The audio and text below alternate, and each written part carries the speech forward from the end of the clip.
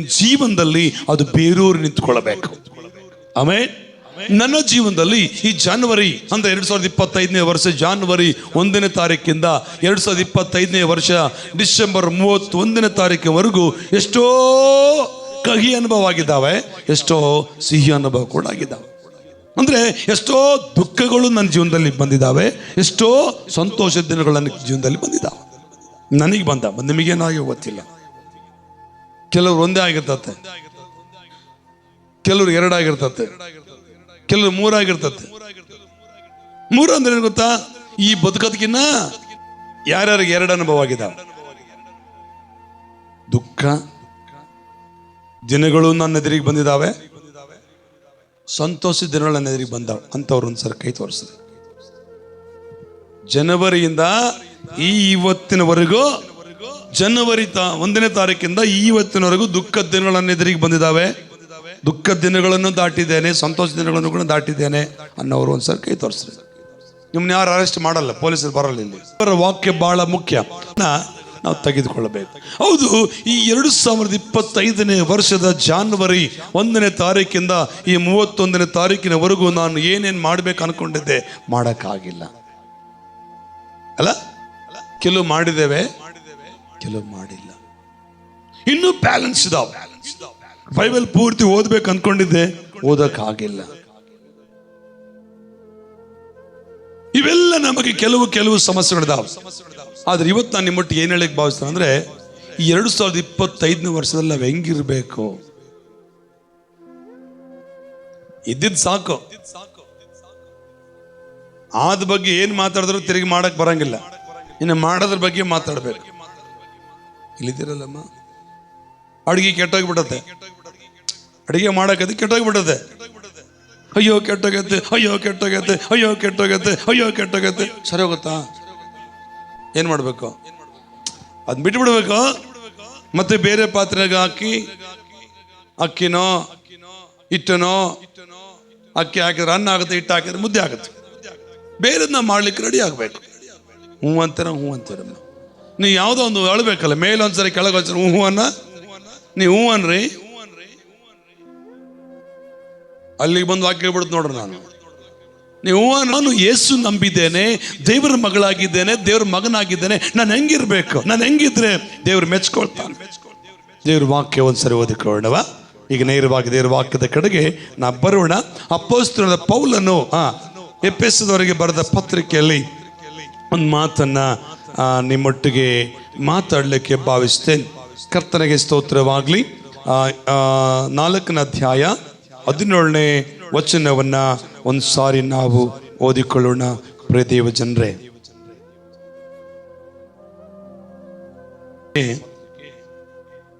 4ನೇ ಅಧ್ಯಾಯ 17ನೇ ವಚನವನ್ನ ಒಂದು ಸಾರಿ ಓದಿಕೊಂಡು, ತೆಲುಗಲ್ಲಿದ್ರೆ ಓದ್ರಿ, ಕನ್ನಡದಲ್ಲಿದ್ರೆ ಓದಿ.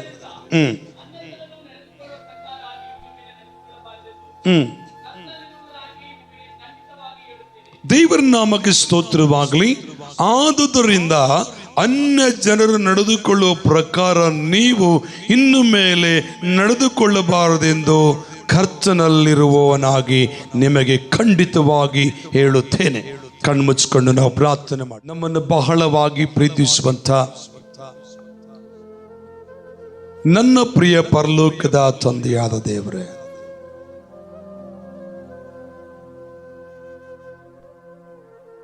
ಈ ರಾತ್ರಿ ನಿನ್ನ ಮಾತುಗಳನ್ನು ಮಾತನಾಡಲಿಕ್ಕೆ ನಮ್ಮ ನೆಲೆಸಿದ್ದೀರಿ ಸ್ವಾಮಿ. ಇದು ಒಳ್ಳೆಯವನು, ಒಳ್ಳೆಯದನ್ನೇ ಮಾಡಲಿಕ್ಕೆ ಶಕ್ತನಾಗಿದ್ದೀರಾ ಕರ್ತನೇ. ನಾವು ಹೆಂಗಿರ್ಬೇಕು? 25ನೇ ವರ್ಷದಲ್ಲಿ ಹೆಂಗೋ ಜೀವನ ಮಾಡಿ ಮುಗಿಸ್ಬಿಟ್ವಿ. ಆದ್ರೆ 26ನೇ ವರ್ಷದಲ್ಲಿ ನಾವು ಹೇಗಿರಬೇಕು ದೇವರ ಮಕ್ಕಳು ಅನ್ನುವಂಥದ್ದನ್ನ ಜ್ಞಾನದಲ್ಲಿ ಪರಿಶುದ್ಧಾತ್ಮನ ಮೂಲಕ ಮಾತನಾಡು. ಯೇಸುವಿನ ನಾಮದಲ್ಲಿ ತಂದೆಯೇ,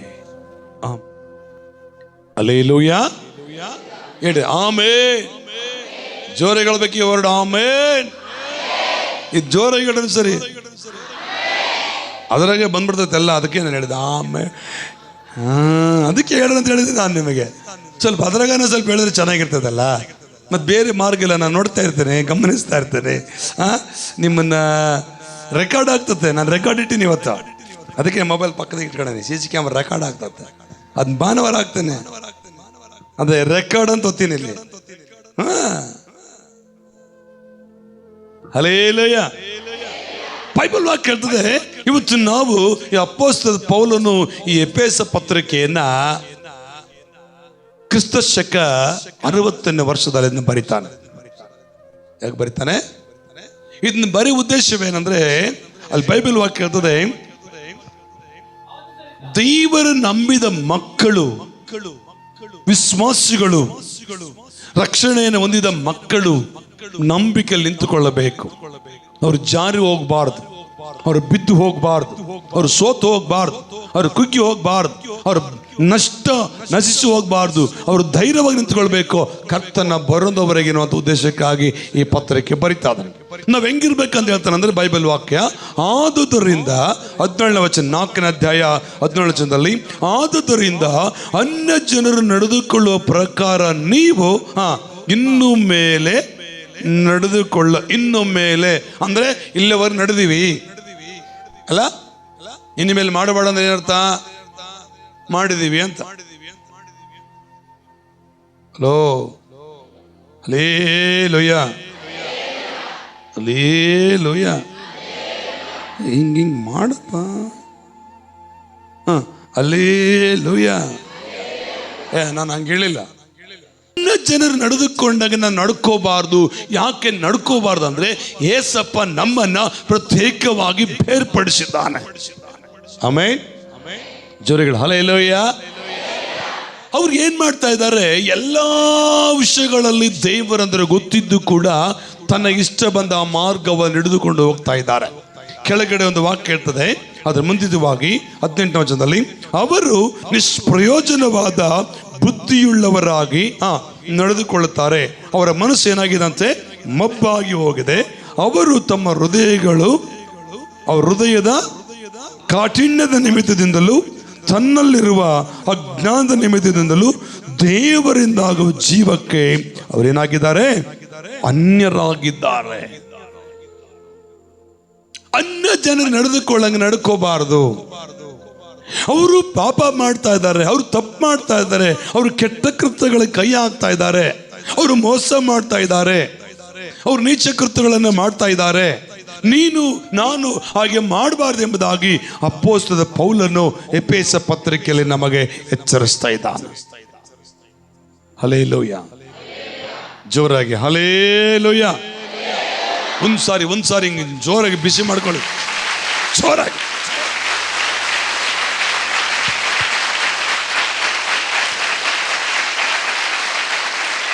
ಆಮೆನ್. ನಂಬರ್ 1, ನಾವೇನ್ ಮಾಡ್ಬೇಕಂದ್ರೆ ಅನ್ಯ ಜನರು ನಡೆದುಕೊಂಡಾಗ ನಾವು ನಡ್ಕೊಳ್ಬಾರ್ದು ಎಂಬುದಾಗಿ ಪೌಲನು ತನ್ನ ಪತ್ರಿಕೆಯಲ್ಲಿ ಎಫೆಸ ಪಟ್ಟಣದವರೆಗೆ ಎಚ್ಚರಿಸ್ತಾ ಇದ್ದಾನೆ. ದೇವರನ್ನು ತಿಳಿಯದ ಜನರು ತನಗಿಷ್ಟ ಬಂದ ಮಾರ್ಗವನ್ನ ತೆಗೆದುಕೊಂಡು ಹೋಗ್ತಾರೆ. ನೋಡ್ರಿ, ಈ ರಾತ್ರಿ ಇವತ್ತು ಲಾಸ್ಟ್ ಡೇ, ಅನ್ಯ ಜನ ಏನ್ ಮಾಡ್ತಾರೆ? ಇವತ್ತು ಲಾಸ್ಟ್ ಡೇ, ಬನ್ನಿ ಇನ್ನರ್ ಪಾರ್ಟಿ ಮಾಡೋಣ. ಏನ್ ಮಾಡೋಣ? ನಾವು ಪಾರ್ಟಿ ಮಾಡೋಣ. ಇವತ್ತು ಲಾಸ್ಟ್, ನಾಳೆ ಹೊಸ ವರ್ಷಕ್ಕೆ ಇಡ್ತೇವೆ. ಈಗ ನೋಡ್ರಿ, ಕೆಲವು ಕಡೆಲ್ಲ ದೇವ್ರು ನಂಬದೇ ಇರುವಂತ ಅನೇಕರು ಅವರವರೇ ಸಂತೋಷದಲ್ಲಿ ಇದ್ದಾರೆ. ಬೆಳಗ್ಗೆ ಪೇಪರ್ ನೋಡಿದ್ರೆ ಎಷ್ಟೋ ಅನಾಹುತವಾದಂಥ ವಿಷಯಗಳನ್ನು ಓದಬೇಕಾಗ್ತದೆ. ಆದ್ರೆ ದೇವರ ನಂಬಿದ ಮಕ್ಕಳು ನಾವೇ ಹಂಗಿರಬಾರ್ದು. ದೇವರಿಗೆ ಪ್ರಾಮುಖ್ಯತೆ ಕೊಡಬೇಕು. ನಾನು ಅನ್ಯ ಜನ ನಡ್ಕೊಂಡಂಗೆ ನಡ್ಕೊಳ್ಳಬಾರ್ದು. ನಂಬರ್ 1. ಮತ್ತು ನಂಬರ್ 2, ನಾವೇನ್ ಮಾಡಬಾರ್ದು? ನಾವು ಮತ್ತೆ ಓದೋಣ. 22ನೇ ವಚನ ಓದೋಣ. ಅದೇ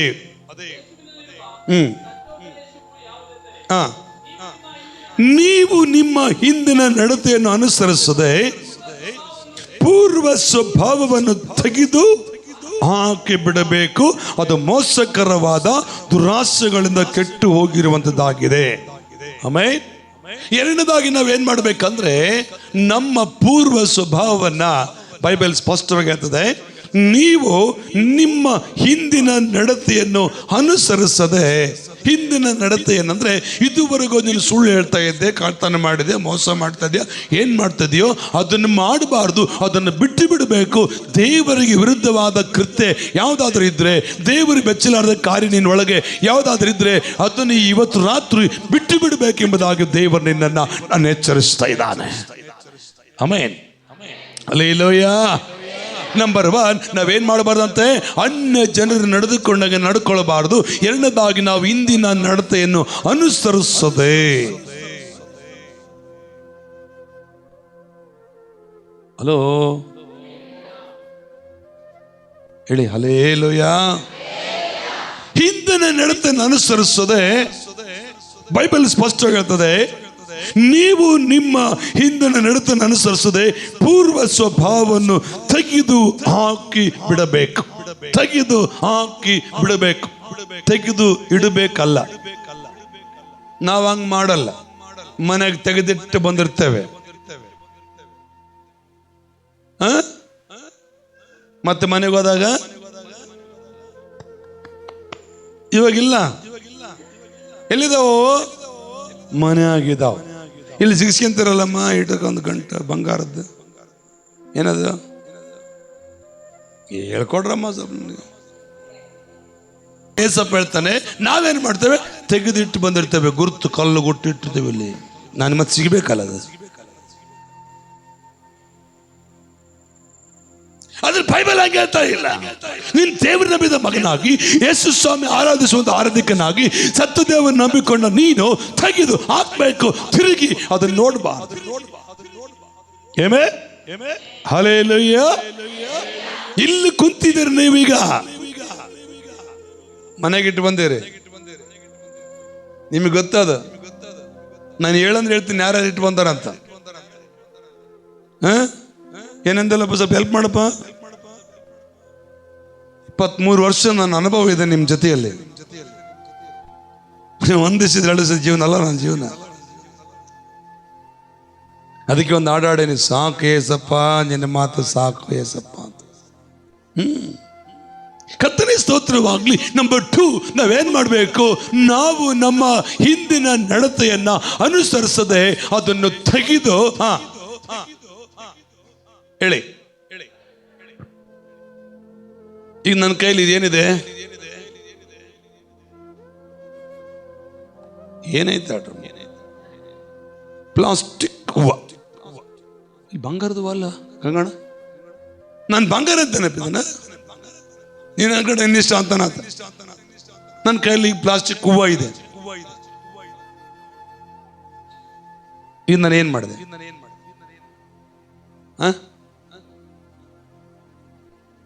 ಕನ್ನಡ ಅರ್ಥ ಆಗ್ಬತ್ತ? ಕನ್ನಡ ನಿಮ್ಗೆ ಅರ್ಥ ಆಗ್ತದ?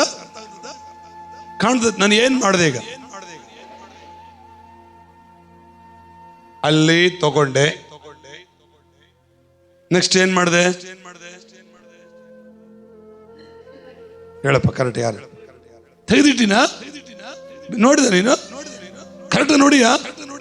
ಕರೆಕ್ಟಾಗಿ ನೋಡಿ ಹೇಳಬೇಕು. Okay, hallelujah. ಹೇಳ್ತೀರಿ ಹಲ್ಲೆಲೂಯಾ. ಈಗ ನೆಕ್ಸ್ಟ್ ಮಾಡ್ತಾನೆ.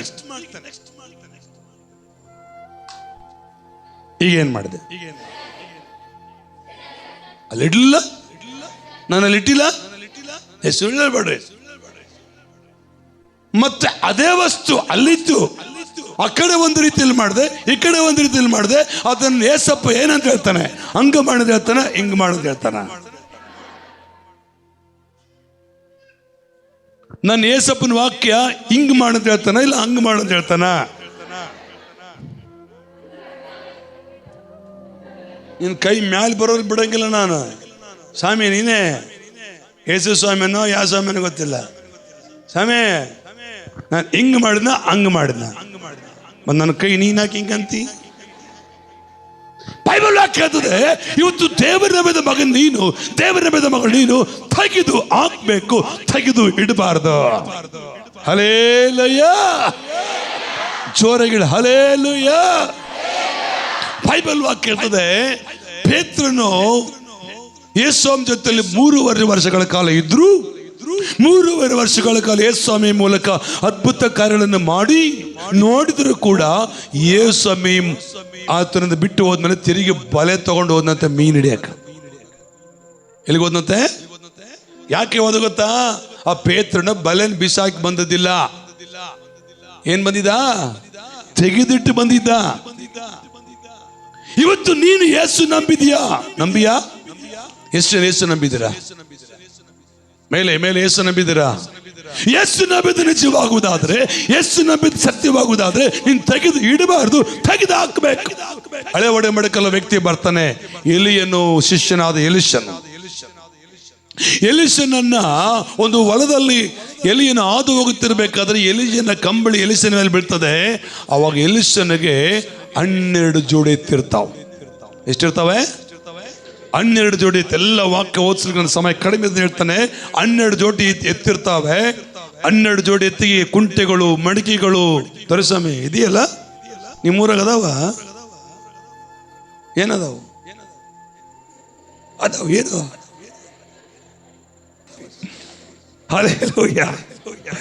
ಕುಂಟೆ ಇದಾವೆ, ಮಡಿಕೆ ಇದಾವೆ, ಎಲಿಸನಿಗೆ ಎಲ್ಲ ಇದಾವೆ. 12 ಜೋಡಿ ಎತ್ತಿದಾವೆ. ಆದ್ರೆ ಎಲಿಯನ್ನ ಹಿಂಬಾಲಿಸ್ಲಿಕ್ಕೆ ಬರುವಾಗ ಅದು ತೆಗೆದು ಇಟ್ಟು ಬರಲಿಲ್ಲ. ಅವಾಗನ್ನೆಲ್ಲ ಕಟ್ ಮಾಡಿ ಒಲೆಗಿಟ್ಟು ಸುಟ್ಟು ಬಂದ. ಅದಕ್ಕೆ ಎಲಿಷನು ಹಿಂತಿರುಗಿ ಹೋಗ್ಲಿಲ್ಲ. ಅದ್ಭುತಗಳನ್ನು ಮಾಡ್ಲಿಕ್ಕೆ ಸಾಧ್ಯವಾಯಿತು. ಇವತ್ತು ನಿನ್ನ ಕುಟುಂಬದ ದೇವರ ಕಾರ್ಯ ನೋಡ್ಬೇಕಂದ್ರೆ, ನಿನ್ನ ಜೀವನದಲ್ಲಿ ದೇವರ ಅದ್ಭುತ ಕಾಣಬೇಕಂದ್ರೆ, ನಿನ್ನೊಳಗಿನ ಪಾಪವನ್ನ, ನಿನ್ನೊಳಗೆ ಕೆಟ್ಟತನವನ್ನ ತೆಗೆದಿಡಬೇಡ, ತೆಗೆದಾಕ್ಬೇಕ. ದೇವರಿಗೆ ಮಹಿಮೆ ಬರಬೇಕು. ಹಲ್ಲೆಲೂಯಾ, ಜೋರಿಗೆ ಹಲ್ಲೆಲೂಯಾ. ಇವಾಗ ಜೋಬಲ್ಲಿ ಗಳಗಳ ಸೌಂಡ್ ಬರಂಗಿಲ್ಲ. ಯಾಕೆ ಬರಂಗಿಲ್ಲ? ಯಾಕೆ ಸೌಂಡ್ ಬರಲ್ಲ ಈಗ? ಹೇಳು ಸ್ವಾಮಿ, ಕರೆಕ್ಟಿಗೆ ಹೇಳ್ತೀವಿ ಸ್ವಾಮಿ. ಕರೆಕ್ಟಿಗೆ ಹೇಳಿ, ನ್ಯಾಯ ಹೇಳು. ಅನ್ಯಾಯ ಹೇಳ್ಬಾರ್ದು, ನ್ಯಾಯ ಮಾತಾಡ್ಬೇಕು. ಅದು ಫಸ್ಟ್ ಕರೆಕ್ಟಿಗೆ ಹೇಳ್ದ, ಇನ್ನೂ ಜನರಿಗೆ ಚೇಂಜ್ ಆಗ್ಬಿಟ್ಟ. ಏನೋ ಗೊತ್ತಿಲ್ಲ. ಮತ್ತೆ ಪಾಪ ಏನ್ ಮಾಡ್ಬೇಕು? ಪರಿಸ್ಥಿತಿ ಹಂಗೈತೆ. ಹೆಂಗಿದ್ರೆ ಕಷ್ಟ ಈ ಪಾಸ್ಟದಾಗ. ಹಂಗ್ ಮಾತಾಡಿದ್ರೆ ಕಷ್ಟ, ಹಿಂಗ್ ಮಾತ್ರ ಹಿಡ್ಕೊಂತಾನ. ಕರ್ತನ ಸ್ತೋತ್ರ. ತೆಗೆದು ಇಟ್ಟು ಬರಬಾರ್ದು, ನೀನು ತೆಗೆದು ಹಾಕ್ಬೇಕು. ಇವತ್ತು ಎಷ್ಟೋ ಕುಟುಂಬಗಳಲ್ಲಿ ಸಮಾಧಾನ ಇಲ್ಲ. ಸಭೆಗೆ ಬರ್ತಾ ಇದ್ದಾರೆ, ದೀಕ್ಷಾ ಸ್ಥಾನ ತಗೊಂಡಿದ್ದಾರೆ, ಸಮಾಧಾನ ಇಲ್ಲ. ದೇವ್ರು ನಂಬಿಕೊಂಡಿದ್ದಾರೆ, ಸಮಾಧಾನ ಇಲ್ಲ. ಯಾಕಂದ್ರೆ ಅವರೊಳಗಿರುವಂತ ಕೆಟ್ಟ ಕೃತ್ಯಗಳನ್ನು ತೆಗೆದು ಹಾಕಿಲ್ಲ, ತೆಗೆದು ಇಟ್ಟಿದ್ದಾರೆ. ಅವಾಗ ಅದನ್ನ ಬೈಬಲ್ ವಾಕ್ಯ ಹಂಗೆ ಹೇಳ್ತಾ ಇಲ್ಲ. ಪ್ರಿಯ ಜನರೇ, ನಂಬರ್ 1 ಅನ್ಯ ಜನರು ನಡ್ಕೊಳ್ಳೋನಾಗಿರಬಾರ್ದು. ನಂಬರ್ 2 ನಮ್ಮ ಇಂದಿನ ನಡತೆಯನ್ನ ಅನುಸರಿಸದೆ ಪೂರ್ವ ಸ್ವಭಾವವನ್ನು ತೆಗೆದು ಇಡಬೇಕಂತ ಹೇಳಿಲ್ಲ. ನೋಡು, ನಾನು ಕೆಡವಿದ್ರೆ ಕುಂದಿರ್ಸ್ಯಾರ, ಅದನ್ನ ಅಂತವ್ರು ಇರ್ತಾರ. ನಾನು ಬಿದ್ದೋಗಲ್ಲಂದ್ರೆ ಎಬ್ಬಿಸಿ ಕುಂದಿರ್ಸ್ಯಾರ. ಇಂಥವ್ರು ಇರ್ತಾರೆ. ಮತ್ತೆ ಅಂಥವ್ರು ಇರ್ತಾರೆ. ಮತ್ತೆ ಹಿಂಗ ಆಗದ ಕತೆ. ಯಾರು ಕುಂದಿರ್ಸಿದ್ರು ಅಂತ ಗೊತ್ತಿಲ್ಲ. Hallelujah, hallelujah. ಕರ್ತನಿಗೆ ಸ್ತೋತ್ರವಾಗಲಿ. ದೇವರ ವಾಕ್ಯ ಇರ್ತದೆ, ನಾವು ತೆಗೆದು ಹಾಕ್ಬೇಕು. ಆಗಿದ್ದು ಕಟ್ಟಡ ಮತ್ತೆ ಕಡಿಬಿಟ್ಟವನು, ಮತ್ತೆ ನಂತಕ್ಕೆ ಬರ್ತಾನೆ. ನಾನು ಗೊತ್ತಿಲ್ಲ, ನಾನು ಯಾರ ಹತ್ರ ಬರಬೇಕು ಉದ್ದೇಶ ನಂದಲ್ಲ. ಮತ್ತೆ 3ನೇದಾಗಿ ನಾವೇನ್ ಮಾಡಬೇಕು? Amen, hallelujah. 5ನೇ ಅಧ್ಯಾಯ ಅದೇ ಎಫೆಸ ಪತ್ರಿಕೆಯಲ್ಲಿ 14ನೇ ವಚನ ಓದೋಣ.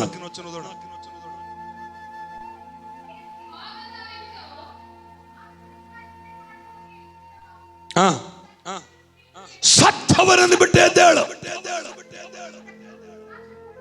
Amen, hallelujah. ನಂಬರ್ 3 ನಾವೇನ್ ಮಾಡ್ಬೇಕಂದ್ರೆ, ನಿದ್ರೆ ಮಾಡುವವನೇ ಎಚ್ಚರವಾಗು.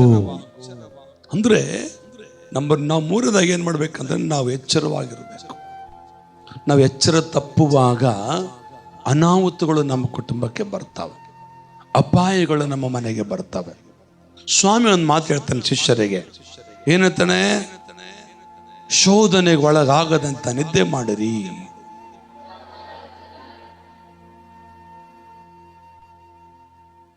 ಪ್ರೇಯರ್ ಮಾಡ್ರಿ.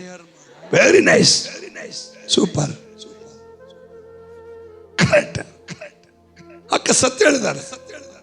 ಎಚ್ಚರವಾಗಿದ್ದೇನು ಮಾಡಬೇಕು? ಪ್ರಾರ್ಥನೆ ಮಾಡಬೇಕು. ಹಲ್ಲೆಲೂಯಾ. ಕೈಗಳ ಮೇಲೆ ಕೆತ್ತಿ ಹಲ್ಲೆಲೂಯಾ. ದೇವವಾಕ್ಯ ಹೇಳ್ತದೆ, ಶೋಧನೆಗೆ ಒಳಗಾಗದಂತೆ ಎಚ್ಚರವಾಗಿದ್ದು ಪ್ರಾರ್ಥನೆ ಮಾಡಂದ್ರೆ ನಾವೇನ್ ಮಾಡ್ತೇವೆ ಗೊತ್ತಾ? ಆಚೆಗೆ ಸಿಕ್ಕರ್ ಸಾಕಪ್ಪ ಗೊರಕೆ ಹೊಡಿತೀವಿ. ಮಲ್ಕೋ, ತಪ್ಪಿಲ್ಲ, ನಿದ್ರೆ ಮಾಡೋ ತಪ್ಪಲ್ಲ. ಆದರೆ ಪ್ರಾರ್ಥನೆಯಲ್ಲಿ ಎಚ್ಚರವಾಗಿರಬೇಕು. ಕರ್ತನಿಗೆ ಸ್ತೋತ್ರವಾಗಲಿ. ಈ 2025ನೇ ವರ್ಷದಲ್ಲಿ ನಾನು ಹೆಂಗಿದ್ದೀನಾ ಇಲ್ವಾ? 26ನೇ ವರ್ಷದಲ್ಲಿ ಹೆಂಗಿರಬೇಕು? 26ನೇ ವರ್ಷವು ನನ್ನ ಕುಟುಂಬವನ್ನ, ನನ್ನ ಜೀವಿತವನ್ನ ಕಟ್ಟುವಂತ ವರ್ಷವಾಗಿರಬೇಕು. ಹಲ್ಲೆಲೂಯಾ. ಇದೀರೆಲ್ಲರೂ? ಯಾರು ಹೋಗಿಲ್ಲ? ನೀನು ಬಿಟ್ಟರು ಹೋಗೋದ್ನ ಬಿಡಂಗಿಲ್ಲ. ನನಗೆ ಗೊತ್ತು. ರಾತ್ರಿ 1 ಗಂಟೆಗೆ ವಾಕ್ಯ ಹೇಳಿದ್ರೆ ನಾನು ಹೇಳಕ್ ರೆಡಿ ಆಗಿದ್ದೇನೆ. ಆಮೇಲೆ ಕರ್ತನಿಗೆ ಸ್ತೋತ್ರವಾಗಲಿ. ಮತ್ತು ಏನ್ ಮಾಡ್ಬೇಕು, ಮತ್ತೆ ನಾವ್ ಹೆಂಗಿರ್ಬೇಕು? ವಾಕ್ಯ ಮತ್ತೆ ಹೋಗೋಣ, ಮುಂದುವರಿಯೋಣ. ಥ್ಯಾಂಕ್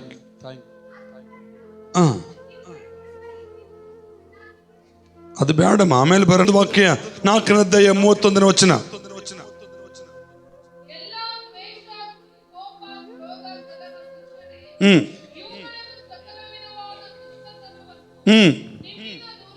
ದೂರ ಮಾಡ್ರಿ.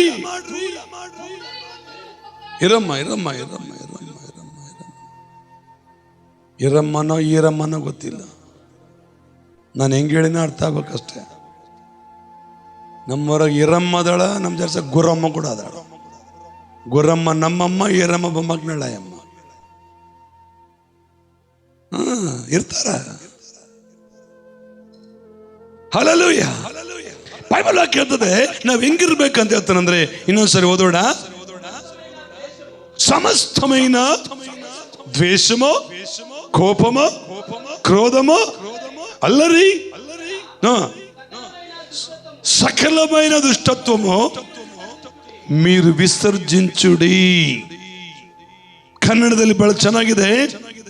ಎಲ್ಲ ದ್ವೇಷ, ಕೋಪ, ಕ್ರೋಧ, ಕಲಹ, ದೂಷಣೆ ಇವುಗಳನ್ನು, ಸಕಲ ವಿಧವಾದ ದುಷ್ಟತನವನ್ನು ನಿಮ್ಮಿಂದ, ಯಾರಿಂದ? ನನ್ನಿಂದ. ಹೇಳಿ, ನಮ್ಮಿಂದ ಅಲ್ಲ, ನನ್ನಿಂದ. ನಿಮ್ಮ ಇಂಜಿನಿಯರಿಂಗ್ ಮಟ್ಟಕ್ಕೆ ಭಯನ?